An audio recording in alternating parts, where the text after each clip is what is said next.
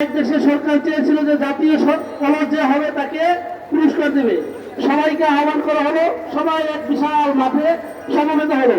সরকার দেখলো যে অবস্থা এতগুলো হতে পারে না, সরকার চিন্তা করলো যে এখানে আগুন লাগিয়ে দিই। তো যখন আগুন লাগিয়ে দিল, উঠতে উঠতে 3 ভাই ছিল, তারা আস্তে আস্তে বললো যে ভাই আগুন তো জ্বালাই দিছে, বললো যে ভাই আসুক আগুন আসুক। যখন আস্তে আস্তে নিজের কাছে আসছে, তখন সরকার বলছে যে না, বুঝতে পারছি জাতীয় অলস কারা। তো আমার মনে হয় যে আমরা সেই জাতীয় অলসে পরিণত হয়ে যাচ্ছি, কারণ দেশকে কুলকুলে খাচ্ছে, দেশের স্বার্থ জলাঞ্জলি দিয়ে আমাদের সরকার দেশ বিরোধী চুক্তি হয়ে যাচ্ছে, অথচ আমরা এখনো ঘরে বসে আছি। তাহলে আমরা কি জাতীয় অলসে পরিণত হচ্ছি না? আমি এই বিক্ষুব্ধ জনতাকে উদারতা আহ্বান জানাবো, আমাদের পীর সাহেব আমির সাহেব যখন আমাদেরকে আন্দোলনে রাখবেন, ইনশাআল্লাহ আমরা চাপিয়ে পড়বো, আমরা জাতীয় অলসে পরিণত হব না, আমরা আমাদের দেশকে পুরোপুরি খেতে দেবো না। আজকে এই বাংলাদেশের উপর দিয়ে যখন রেল যাবে, আমাদের মতো বিক্ষুব্ধ জনতা যখন ট্রেনে ইট ছুটবে, তখন তারা সেনাবাহিনী এদেশে মোতায়েন করবে, আর সেই সেনাবাহিনী দিয়ে আমাদেরকে তারা মারবে। আমি এই জনগণকে উদারত আহ্বান জানাবো, যখন আমাদের পীর সাহেব হুজুর ডাক দেবে, আমরা ইনশাআল্লাহ যে কোনো সংগ্রামে চাপিয়ে পড়বো। আল্লাহ তাআলা আমাদেরকে সেই তৌফিক। বাংলাদেশ আমাদের দেশকে বাঁচানোর জন্য, আমাদের দেশকে আমাদের সরকার বিক্রি করে দিতে হচ্ছে।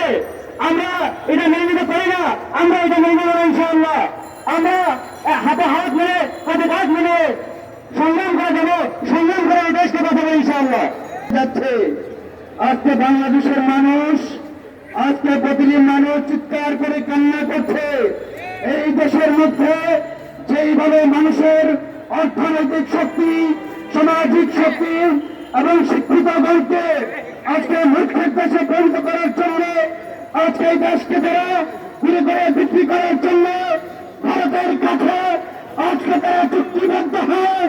আর বাংলাদেশের রাজপথে মানুষ আন্দোলন করে রক্ত ঝরে, আর ভারতের বাংলাদেশের মাঝখানে কাটাতারের বেড়ায় ফেলানির মতো মেয়েরা রক্তাক্ত অবস্থায় মৃত্যুর তাদের লাশ ছুটে থাকে।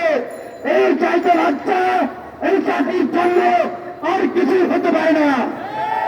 দেশের মধ্যে যে ষড়যন্ত্র চলছে, দেশের রাষ্ট্রপ্রধান সরকার ভারতের কাছে বাংলাদেশকে বিক্রি করার জন্য যেই ষড়যন্ত্র করছে, অতীতেই এই ষড়যন্ত্র যদি বন্ধ না করে দেশের আবহাওয়ার জনতা, যুব সমাজ, ছাত্র সমাজ তাদের আসলে রক্ত বেরিয়ে করে দিয়ে আমরা আবারও নতুন সূচনা করব ইনশাআল্লাহ।